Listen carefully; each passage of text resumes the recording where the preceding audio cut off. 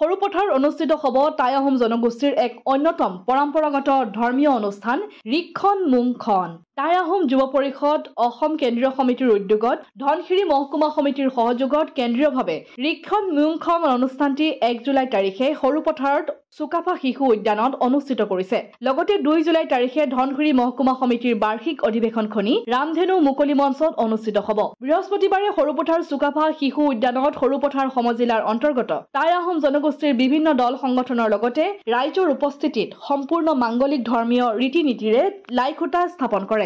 1 আৰু 2 জুলাই তাৰিখে অনুষ্ঠিত হ'ব লগা ৰিক্ষণ মুংখন আৰু ধনশিৰি মহকুমা সমিতিৰ অধিৱেশনখনি সাফল্যমণ্ডিত কৰি তুলিবলৈ ৰাইজৰ দিহা পৰামৰ্শ তথা উপস্থিতি কামনা কৰিছে উদযাপন সমিতিয়ে।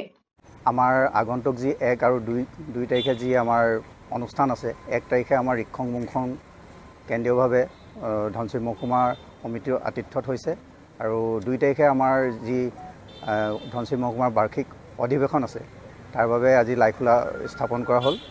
আৰু এই বক্তব্যৰ যোগে মই ধনশিৰিবাসীৰ সকলো জাতি ধৰ্ম বৰ্ণ নিৰ্বিশেষে সকলোকে মই আহ্বান জনাইছোঁ যে আমাৰ কাৰ্যসূচী সাফল্যমণ্ডিত কৰিবলৈ সকলোৱে আমাক সহযোগ কৰিব। নমস্কাৰ। সৰুপথাৰৰ পৰা পৰাণ গোস্বামীৰ ৰিপৰ্ট, অসম আদিত্য।